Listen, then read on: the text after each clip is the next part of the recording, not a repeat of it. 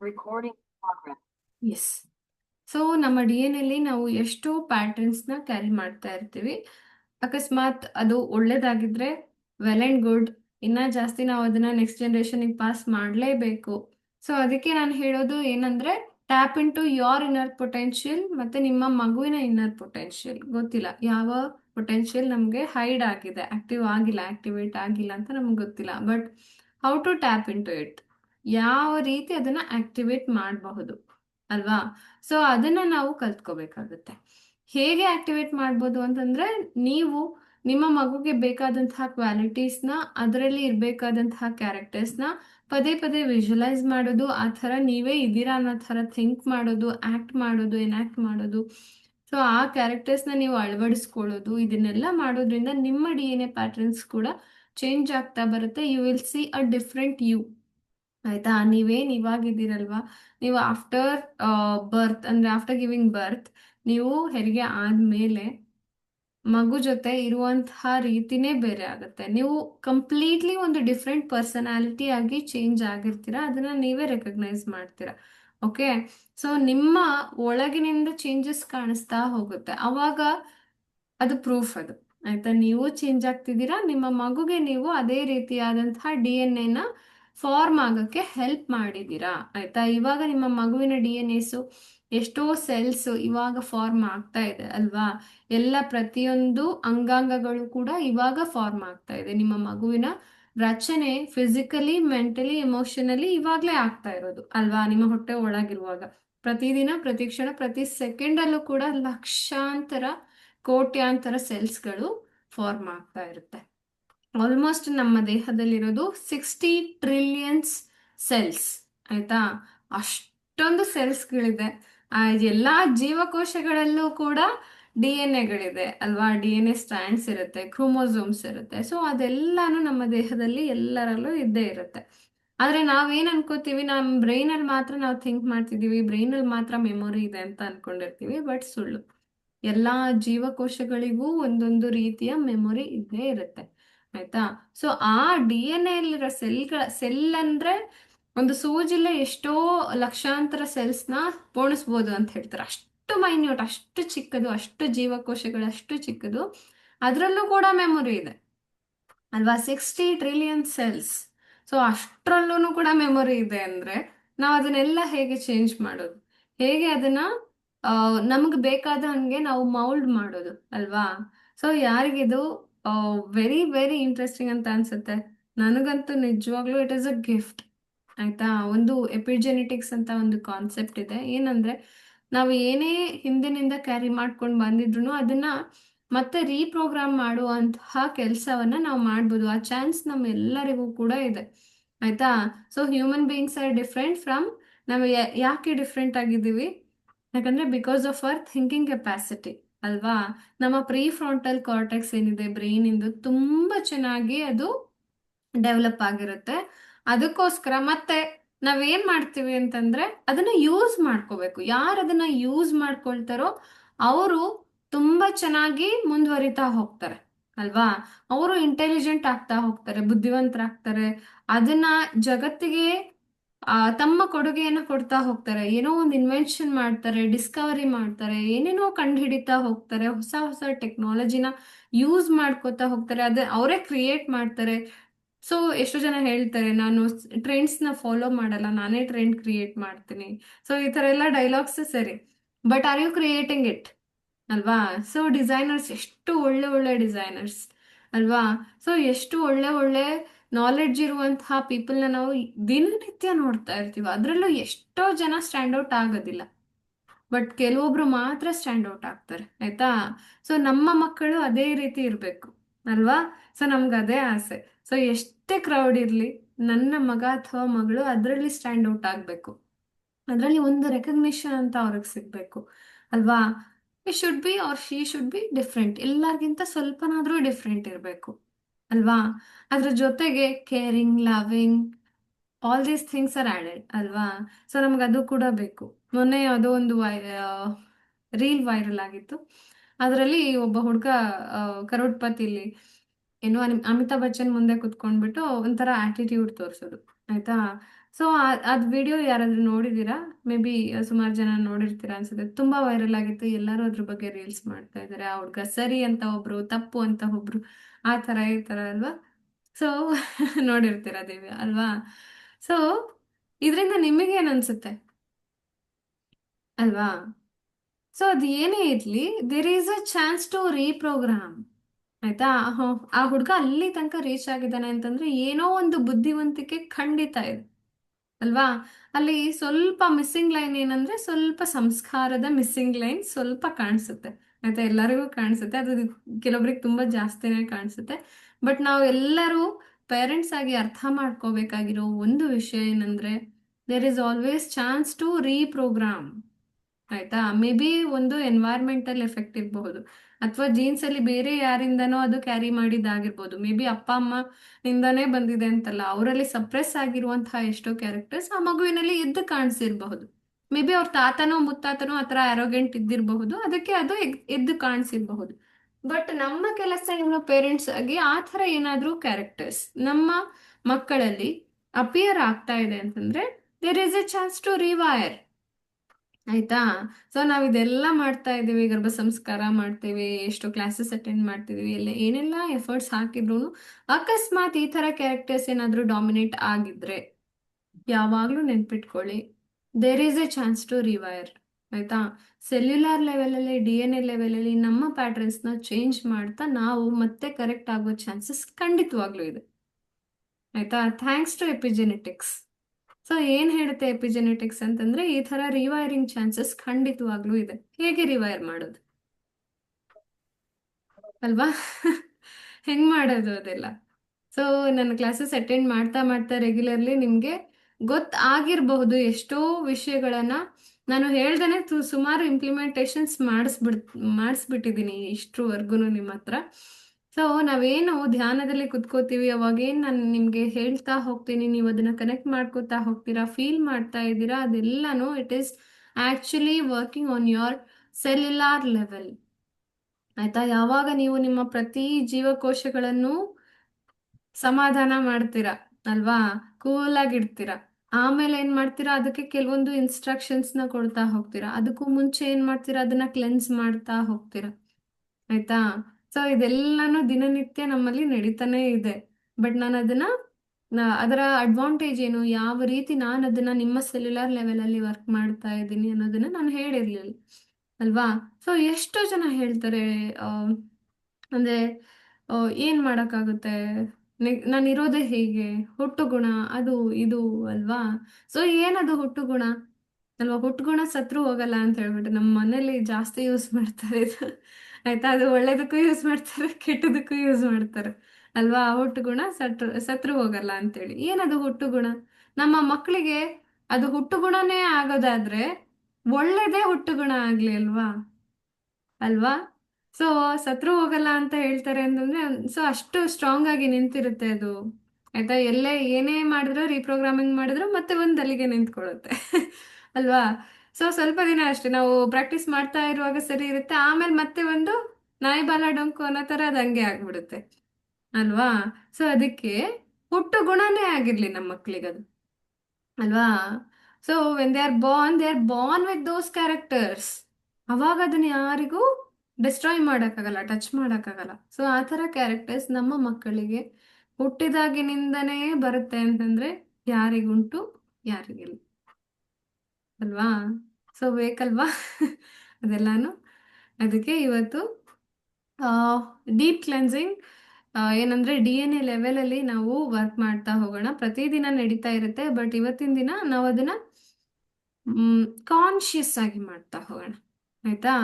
So conscious ಆಗಿ ಯಾವಾಗ ಮಾಡ್ತಾ ಹೋಗ್ತಿರೋ, ಅದರ ಎಫೆಕ್ಟ್ ನ ಅರಿತು ನೀವು ಯಾವಾಗ ಮಾಡ್ತಾ ಹೋಗ್ತಿರೋ, ಅರಿವೇ ಗುರು ಅಲ್ವಾ? ಸೊ ಅದೇ ನಿಮ್ಮನ್ನ ಮುಂದೆ ಗೈಡ್ ಮಾಡ್ತಾ ಹೋಗುತ್ತೆ. ಆ ಅರಿವು ಅನ್ನೋದೇನಿದೆ, ಜ್ಞಾನ ಅನ್ನೋದೇನಿದೆ, ನೀವು ತಿಳ್ಕೊಂಡಾಗ ನೆಕ್ಸ್ಟ್ ನೀವು ಯಾವಾಗಾದ್ರೂ ಯಾವ್ದಾದ್ರು ಪೊಸಿಷನ್ ಅಲ್ಲಿ ಬಂದು ನಿಂತಾಗ, ನಿಮಗೆ ದಾರಿ ಕಾಣದೇ ಇದ್ದಾಗ ಮತ್ತೆ ನಿಮ್ಮ ಮೈಂಡ್ ಹುಡುಕ್ತಾ ಹೋಗುತ್ತೆ, ನಿಮ್ಮ ಪ್ಯಾಟರ್ನ್ ಅಲ್ಲಿ ಅದು ಸಿಗುತ್ತೆ, ನಿಮ್ಗೆ ಸೊಲ್ಯೂಷನ್ ಅಪಿಯರ್ ಆಗುತ್ತೆ. ಆಯ್ತಾ? ಇದೇ ನಮ್ಗೆ ಬೇಕಾಗಿರೋದು. ಫಸ್ಟ್ ಏನ್ ಮಾಡ್ತೀವಿ ಅಂದ್ರೆ, ನಾನು ಒಂದು ಪಿಕ್ಚರ್ನ ನಿಮ್ಗೆ ತೋರಿಸ್ತೀನಿ, ಒಂದು ಇಮೇಜ್. ಓಕೆ, ಇದೀರಾ ಎಲ್ಲರೂ? B interactive. ಆಯ್ತಾ? ಓಕೆ. ಹಾ, ಜಸ್ಟ್ ಫಾರ್ ರೆಫರೆನ್ಸ್ ಆಯ್ತಾ?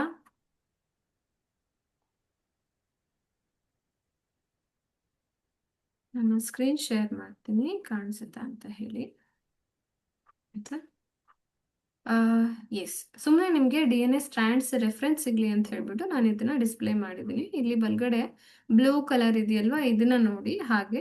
ಸೊ ಅದು ಟರ್ನ್ ಆಗ್ತಾ ಇದೆ, ನೀವು ಪ್ರತಿ ಸರಿ ನಾನು ಹೇಳುವಾಗ ಅದು ಟರ್ನ್ ಆಗ್ತಾ ಇದೆ ಅನ್ನೋ ಥರ ನೀವು ವಿಜುವಲೈಸ್ ಮಾಡ್ತಾ ಹೋಗ್ಬೇಕಾಗತ್ತೆ ಅಲ್ವಾ? ದೊಡ್ಡದಾಗಿ ಡಿಸ್ಪ್ಲೇ ಮಾಡ್ತಾ ಇದ್ದೀನಲ್ವಾ? ಇದು ಡಿ ಎನ್ ಎ ಸ್ಟ್ರ್ಯಾಂಡ್ಸ್ ಈ ಥರ ಇರುತ್ತೆ. ನೀವು 2 ಬೆಳಕಿನ ಕಿರಣಗಳನ್ನು ಈ ಥರ ವಿಜುವಲೈಸ್ ಮಾಡ್ತಾ ಹೋಗ್ಬೇಕಾಗತ್ತೆ. ಆಯ್ತಾ? ಸೊ ಗೊತ್ತಿಲ್ಲದೆ ಇರೋರಿಗೆ ಸ್ವಲ್ಪ ರೆಫರೆನ್ಸ್ ಸಿಗಲಿ, ಈಸಿ ಆಗಲಿ ವಿಜುವಲೈಸ್ ಮಾಡೋದಕ್ಕೆ ಅಂತ ಹೇಳ್ಬಿಟ್ಟು ನಾನು ಇದನ್ನ ಡಿಸ್ಪ್ಲೇ ಮಾಡಿದ್ದೀನಿ. ಓಕೆನಾ? ಗೊತ್ತಾಯ್ತಲ್ವಾ ಎಲ್ಲರಿಗೂ? ಯಾವುದಾದ್ರೂ ಕಲರ್ ಆಯಿತು, ನಿಮ್ಮ ಫೇವ್ರೇಟ್ ಕಲರ್. ಓಕೆ, ಅದನ್ನು ನೀವು ಡಿಸ್ಪ್ಲೇ ಮಾಡ್ತಾ ಹೋಗಬಹುದು. ಓಕೆ, ಸಾರಿ, ನಾನು ಒಂದು ಮ್ಯೂಸಿಕ್ ಸರ್ಚ್ ಮಾಡಿ ಇಟ್ಕೊಂಡಿದ್ದೆ. ಸೊ 528 ಹರ್ಟ್ಸ್ ಇರುವಂತಹ ಮ್ಯೂಸಿಕ್ ಇದು. ಯಾಕೆ ಅದೇ ಫ್ರೀಕ್ವೆನ್ಸಿನ ಯೂಸ್ ಮಾಡ್ತೀವಿ ಅಂತಂದರೆ ಅದು ತುಂಬ ಪಾಸಿಟಿವ್ ಚೇಂಜಸ್ನ, ಟ್ರಾನ್ಸ್ಫಾರ್ಮೇಷನ್ನ ಕೊಡುವಂತಹ ಮ್ಯೂಸಿಕ್. ಓಕೆ, ಅದಕ್ಕೋಸ್ಕರ ನಾನು ಇಲ್ಲಿ ಅದೇ ಮ್ಯೂಸಿಕನ್ನು ಪ್ಲೇ ಮಾಡ್ತಾ ಇದ್ದೀನಿ. ಓಕೆ,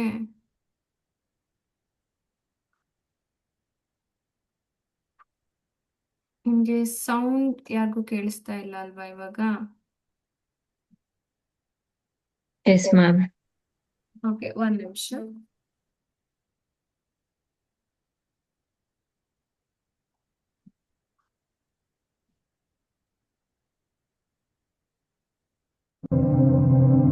ಸೌಂಡ್ ಕೇಳಿಸ್ತಾ ಇದೆಯಾ?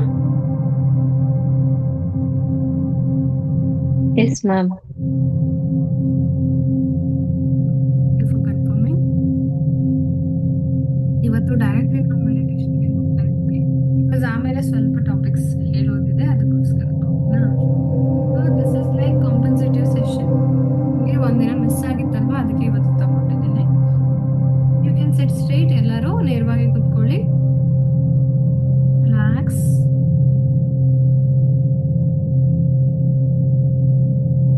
ರಿಲ್ಯಾಕ್ಸ್.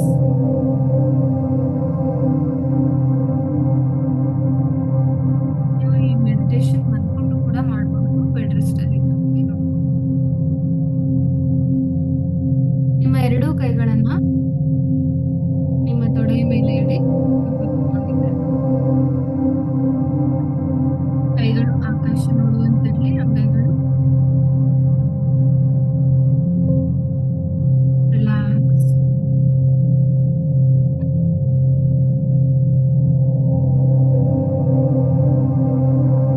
Relax body. ಇಡೀ ದೇಹವನ್ನು ರಿಲ್ಯಾಕ್ಸ್ ಮಾಡ್ತಾ ಬನ್ನಿ.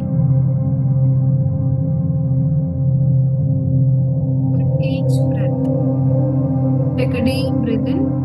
ನಿಧಾನವಾಗಿ ಉಸಿರನ್ನ ಒಳಗೆ ತಗೊಳ್ಳಿ.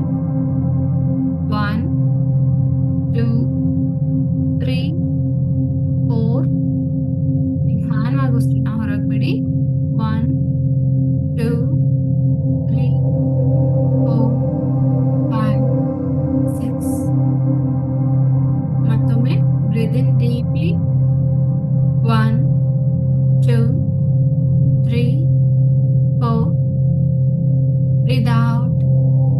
1 2 3 4 5 6. ಮತ್ತೆ ಇನ್ಹೇಲ್ ಮಾಡಿ. 1 2 3 4.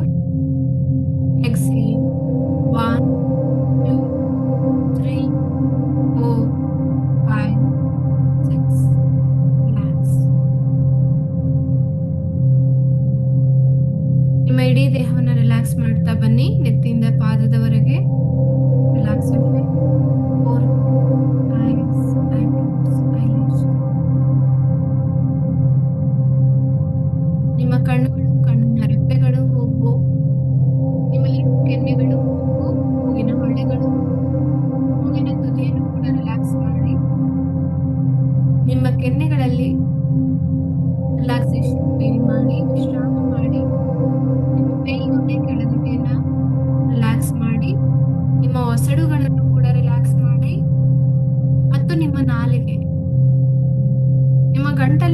ರಿಲ್ಯಾಕ್ಸ್ ಮಾಡಿ. ನಿಮ್ಮ ಕುತ್ತಿಗೆಯ ಹಿಂಭಾಗ ಹಾಗೂ ಎರಡು ಬದಿಗಳನ್ನ ವಿಶ್ರಾಮ ಮಾಡಿ ಸಡಿಲ ಮಾಡಿ. ನಿಮ್ಮ ಎರಡೂ ಭುಜಗಳನ್ನ ಸಡಿಲ ಮಾಡಿ. ಎರಡೂ ಕೈಗಳನ್ನ ಸಡಿಲ ಮಾಡಿ. ನಿಮ್ಮ ತೋಳುಗಳು, ಮೊಣಕೈಗಳು, ಎಲ್ಬೋಸ್, ಪಾಮ್ಸ್, ನಿಮ್ಮ ಅಂಗೈಗಳು ಹಾಗೂ ಕೈಗಳನ್ನ ಮತ್ತು ಎಲ್ಲಾ ಬೆರಳುಗಳನ್ನು ಕೂಡ ರಿಲ್ಯಾಕ್ಸ್ ಮಾಡಿ. ನಿಮ್ಮ ಉಗುರನ್ನು ಕೂಡ ರಿಲ್ಯಾಕ್ಸ್ ಮಾಡಿ. ನಿಮ್ಮ ಎದೆಯ ಭಾಗ, ಹೊಟ್ಟೆಯ ಭಾಗ, ಹೊಟ್ಟೆಯ ಮೇಲ್ಭಾಗವನ್ನು ರಿಲ್ಯಾಕ್ಸ್ ಮಾಡಿ. ಹೊಟ್ಟೆಯ ಎಡಬದಿ, ಬಲಬದಿ, ಮಧ್ಯಭಾಗ, ನಾಭಿಯ ಭಾಗ ಹಾಗೂ ನಿಮ್ಮ ಕಿಬ್ಬೊಟ್ಟೆ, ಹೊಟ್ಟೆಯ ಕೆಳಭಾಗವನ್ನು ಕೂಡ ರಿಲ್ಯಾಕ್ಸ್ ಮಾಡಿ. Relax your pelvic region, pelvic floor muscles.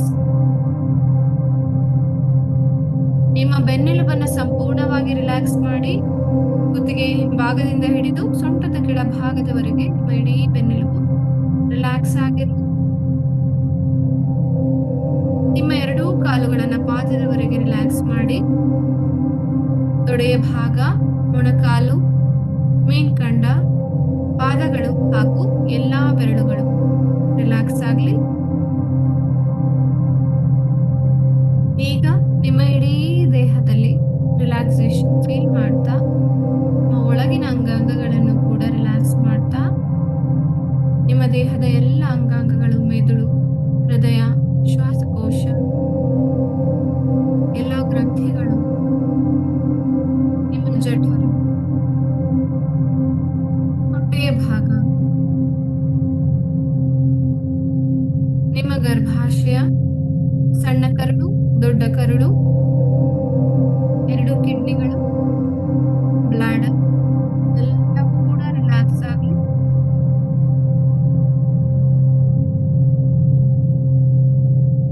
Relax. ಈಗ ನಿಮ್ಮ ಇಡೀ ದೇಹದಲ್ಲಿ ಇರುವ ಎಲ್ಲ ಜೀವಕೋಶಗಳನ್ನ ಅದರ ಒಳಗಡೆ ಇರುವ DNA ಸ್ಟ್ರಾಂಡ್ಸ್ ಸ್ಪೈರಲ್ ಆಗಿ ಅದು ಸುತ್ತಿಕೊಂಡಿರುವುದನ್ನ ಹಾಗೆ ವಿಜುವಲೈಸ್ ಮಾಡಿ. ಎರಡು ಬೆಳಕಿನ ಕಿರಣಗಳು ನಿಮ್ಮ ಕಣ್ಮುಂದೆ ಬರ್ತಾ ಇರೋ ಹಾಗೆ ವಿಜುವಲೈಸ್ ಮಾಡಿ. ಮೊದಲನೇದಾಗಿ ಪೂರ್ತಿ ಕತ್ತಲೆ ನಿಮ್ಮ ಕಣ್ಣುಗಳನ್ನ ಆವರಿಸಿದೆ. ಪೂರ್ತಿ ಕತ್ತಲೆ. ಕತ್ತಲೆಯಲ್ಲಿ ಎರಡು ಬೆಳಕಿನ ಕಿರಣಗಳು ನಿಮ್ಮ ಕಣ್ಣಲ್ಲಿ ಮೂಡ್ತಾ ಇದೆ.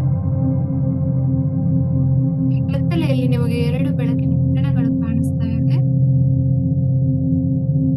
ಬ್ಲೂಯಿಶ್ ವೈಟ್ ಲೈಟ್ ಅಥವಾ ನಿಮ್ಮ ಇಷ್ಟವಾದ ಕಲರ್.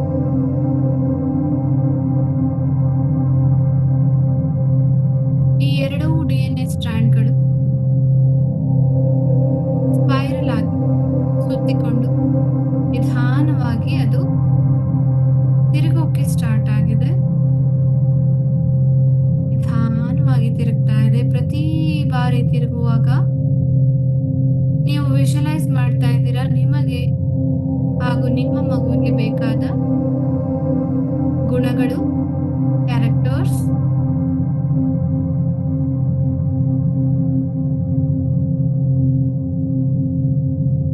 ಇಲ್ಲಿ ಫಾರ್ಮ್ ಆಗ್ತಾ ಇದೆ. ನಿಮಗೆ ಬೇಡವಾಗಿರುವಂತಹ ಎಷ್ಟೋ ವಿಷಯಗಳು ನಿಮ್ಮ DNA ಯಲ್ಲಿ ಇದ್ದರೆ ಅದು ಹಾಗೇ ಕರಗಿ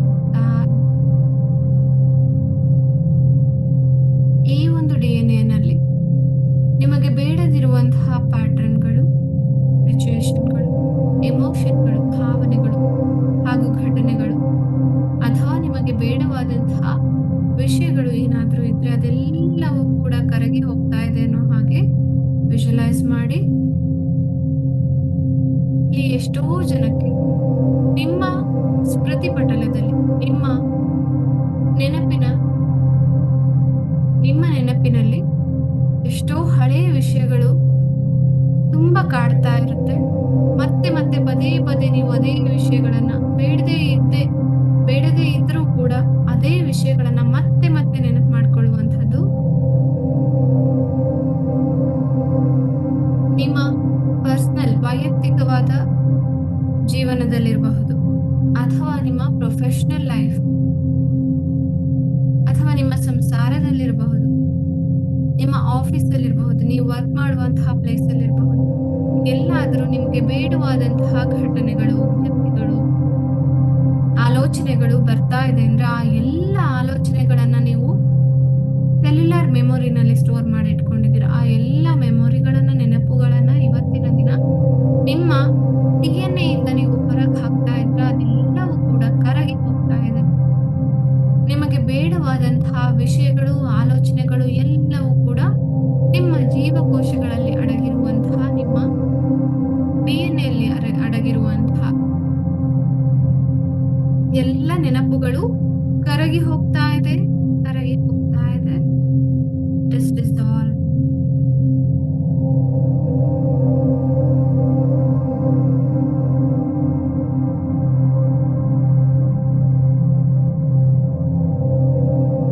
ನೀವು ಹಿಂದಿನ ಜನ್ಮ ಅಥವಾ ನಿಮ್ಮ ಹಿಂದಿನ ಪೀಳಿಗೆಗಳಿಂದ, ನಿಮ್ಮ ಆನ್ಸೆಸ್ಟರ್ಸ್ ಇಂದ, ಪುರಾತನ ಕಾಲದಿಂದಲೂ ನಿಮ್ಮ DNA ನಲ್ಲಿ ಸ್ಟೋರ್ ಮಾಡಿಟ್ಟುಕೊಂಡಂತಹ ಎಷ್ಟು ಬೇಡವಾದ ವಿಷಯಗಳು, ಬೇಡವಾದ ಕರ್ಮಗಳು, ಬೇಡವಾದ ಶಕ್ತಿಗಳನ್ನ ಮತ್ತು ಆಲೋಚನೆಗಳನ್ನ ನೀವು ಈಗ ಕರಗಿಸ್ತಾ ಇದ್ದೀರಾ. ಅದು ನಿಮ್ಮ DNA ನಲ್ಲಿ ಕರಗಿ ಹೋಗ್ತಾ ಇದೆ. ಆ DNA, ಆ ಎರಡೂ ಸ್ಟ್ರಾಂಡ್ಸ್ ಹಾಗೆ ತಿರುಗ್ತಾ ಇದೆ, ಸ್ಪೈರಲ್ ಆಗಿ ನಿಧಾನವಾಗಿ ತಿರುಗ್ತಾ ಇದೆ. ಪ್ರತಿ ಬಾರಿ ಅದು ತಿರುಗುವಾಗ ನೀವು ಅದಕ್ಕೆ ಒಂದು ಒಳ್ಳೆಯ ವೈಬ್ರೇಷನ್ಸ್ ನ ಕಳಿಸ್ತಾ ಇದ್ದೀರಾ. Listen to the background music. Background ಅಲ್ಲಿ ಕೇಳಿಸ್ತಾ ಇರುವಂತಹ 528 ಹರ್ಟ್ಸ್ ಇರುವಂತಹ ಫ್ರೀಕ್ವೆನ್ಸಿ ಇರುವಂತಹ ಮ್ಯೂಸಿಕ್ ನ ನೀವು ಕೇಳಿಸ್ಕೊಳ್ತಾ ಇದ್ದೀರಾ. This helps in transformation, brain transformation. ನಿಮ್ಮ ಬ್ರೈನ್ ಅಲ್ಲಿ ಇರುವಂತಹ ವೇವ್ಸ್ ಅದರ ಫ್ರೀಕ್ವೆನ್ಸಿ ಮೇಲೆ ವರ್ಕ್ ಮಾಡ್ತಾ ಇದೆ. ಇದನ್ನ ನಿಮ್ಮ ದೇಹದಲ್ಲಿ ಕೆಲಸ ಮಾಡೋದಕ್ಕೆ ನೀವು ಅಲೋ ಮಾಡಿ, ಪರ್ಮಿಷನ್ ಕೊಡಿ. ನಿಮ್ಮ ಆರಾ ಒಳಗೆ ಈ ಮ್ಯೂಸಿಕ್ ಪ್ರವೇಶ ಮಾಡ್ತಾ ಇದೆ. 2 ಬೆಳಕಿನ ಕಿರಣಗಳ ರೀತಿಯಲ್ಲಿ ನಿಮ್ಮ ಆರಾದೊಳಗೆ ಪ್ರವೇಶ ಮಾಡ್ತಾ ಇದೆ, ನಿಮ್ಮ ದೇಹದೊಳಗೆ ಪ್ರವೇಶ ಮಾಡ್ತಾ ಇದೆ. ಎಲ್ಲ ಕಡೆಯಿಂದ ನಿಮ್ಮ ದೇಹವನ್ನ ಸುತ್ತುವರೆದಿದೆ ಈ ಮ್ಯೂಸಿಕ್ ಮತ್ತು ಅದರಲ್ಲಿರುವಂತಹ ಫ್ರೀಕ್ವೆನ್ಸಿ, ವೈಬ್ರೇಷನ್ಸ್ ನಿಮ್ಮ ಆರಾದೊಳಗೆ ಪ್ರವೇಶ ಮಾಡಿ, ನಿಮ್ಮ ದೇಹದ ಒಳಗೆ, ನಿಮ್ಮ ಚರ್ಮದ ಒಳಗೆ ಪ್ರವೇಶ ಮಾಡ್ತಾ ಇದೆ. ಪ್ರತಿ ಅಣುವಿನಲ್ಲೂ ಅದು ಪ್ರವೇಶ ಮಾಡ್ತಾ ಇದೆ. ನಿಮ್ಮ ಬ್ಲಡ್, ರಕ್ತದಲ್ಲಿರುವ ಎಲ್ಲಾ ಕಣಗಳಿಗೂ ಕೂಡ ಪ್ರವೇಶ ಮಾಡ್ತಾ ಇದೆ. ನಿಮ್ಮ ದೇಹದ ಎಲ್ಲ ಭಾಗಗಳಲ್ಲಿ ಇದು ಒಳಹೊಕ್ಕು, ಎಲ್ಲಾ ಜೀವಕೋಶಗಳ ಒಳಹೊಕ್ಕು, ಎಲ್ಲಾ DNA ಒಳಗೆ ಸೇರಿಕೊಂಡು ಲೀನವಾಗಿ ಆ ಎಲ್ಲ DNA ಇರುವಂತಹ ಬೇಡವಾದ ಪ್ಯಾಟರ್ನ್ಗಳನ್ನ ತೊಲಗಿಸಿ ಕ್ಲೆನ್ಸ್ ಮಾಡ್ತಾ ಇದೆ, ಹಾಗೆ ಎನರ್ಜೈಸ್ ಮಾಡ್ತಾ ಇದೆ. ನಿಮಗೆ ಬೇಕಾದ ಗುಣಗಳನ್ನೆಲ್ಲ ಈಗ ವಿಜುವಲೈಸ್ ಮಾಡಿ, ನಿಮ್ಮ ಮಗುವಿನಲ್ಲಿ ಹಾಗೂ ನಿಮ್ಮಲ್ಲಿ ಇರಬೇಕಾದಂತಹ ಒಳ್ಳೆಯ ಗುಣಗಳು, ಒಳ್ಳೆಯ ವ್ಯಕ್ತಿತ್ವ, ಒಳ್ಳೆಯ ಆರೋಗ್ಯ, ಒಳ್ಳೆಯ ಮನಸ್ಥಿತಿ, ಬುದ್ಧಿವಂತಿಕೆ, ಧೈರ್ಯವಂತಿಕೆ, ಹೃದಯ ವೈಶಾಲ್ಯತೆ ಎಲ್ಲವನ್ನು ಕೂಡ, ಒಂದು ದಯಾಗುಣ, ಪ್ರೀತಿ, ವಿಶ್ವಾಸ, ಆತ್ಮವಿಶ್ವಾಸ, ಸದೃಢ ಮನಸ್ಸು, ಸದೃಢ ದೇಹ, ನಿಮ್ಮ ಮನಸ್ಸಿನ ಆಂತರಿಕ ಶಕ್ತಿ, ಮಾನಸಿಕ ಸದೃಢತೆ, ಕ್ಷಮತೆ ಎಲ್ಲವನ್ನು ಕೂಡ ಈ ಒಂದು DNA ನಲ್ಲಿ ಆಕ್ಟಿವೇಟ್ ಮಾಡ್ತಾ ಇದ್ದೀರಾ. ಈ 2 ಬೆಳಕಿನ ಕಿರಣಗಳು ನಿಮ್ಮ DNA ಒಳಹೊಕ್ಕು ಅದನ್ನು ಸರಿ ಮಾಡ್ತಾ, ಬೇಡವಾಗಿರುವುದೆಲ್ಲ ಕರಗಿ ಹೋಗ್ತಾ ಇದೆ. ಬೇಕಾಗಿರುವ ಎಲ್ಲ ಗುಣಗಳು ಆಕ್ಟಿವೇಟ್ ಆಗ್ತಾ ಇದೆ. ಬೇಕಾಗಿರುವಂತಹ ಎಲ್ಲ ಮೆಮೊರಿಗಳು, ನೆನಪುಗಳು ನಿಮ್ಮ ಜೀವನಕ್ಕೆ ಮುಂದೆ ಕಾಂಟ್ರಿಬ್ಯೂಟ್ ಮಾಡಬಹುದಾದಂತಹ, ನಿಮ್ಮ ಮಗುವಿನ ಜೀವನಕ್ಕೆ ಕಾಂಟ್ರಿಬ್ಯೂಟ್ ಮಾಡಬಹುದಾದಂತಹ ಎಷ್ಟೋ DNA ಸ್ಟ್ರಾಂಡ್ಗಳು ಆಕ್ಟಿವೇಟ್ ಆಗ್ತಾ ಇದೆ, ಎಷ್ಟೋ ಕ್ಯಾರೆಕ್ಟರ್ಸ್ ಆಕ್ಟಿವೇಟ್ ಆಗ್ತಾ ಇದೆ. ಇದೆಲ್ಲದನ್ನ ಹಾಗೆ ವಿಜುವಲೈಸ್ ಮಾಡ್ತಾ ಬನ್ನಿ. ಅಲ್ಲಿರುವಂತಹ DNA ಸ್ಟ್ರಾಂಡ್ ಹಾಗೆ ತಿರುಗ್ತಾ ನಿಧಾನವಾಗಿ ಪ್ರತಿ ಬಾರಿ ತಿರುಗುವಾಗಲೂ ಇಸ್ ರಿವೈರಿಂಗ್. ನಿಮಗೆ ಬೇಕಾದ ಶಕ್ತಿಗಳು ಮಾತ್ರ ಅಲ್ಲಿ ಉಳಿತಾ ಇದೆ. ಬೇಡವಾಗಿರೋದೆಲ್ಲ ಅದರಿಂದ ಹೊರಗೆ ಹೋಗ್ತಾ ಇದೆ, ಕರೆಕ್ಟ್ ಹೋಗ್ತಾ ಇದೆ. ಒಂದು ಆಶಿನ ರೀತಿಯಲ್ಲಿ ಅದು ಬೇಡವಾಗಿರುವ ಎಲ್ಲವೂ ಕರಗಿ ಹೋಗಿ ಲೀನವಾಗಿ ಹೋಗ್ತಾ ಇದೆ ಪಂಚಭೂತಗಳಲ್ಲಿ.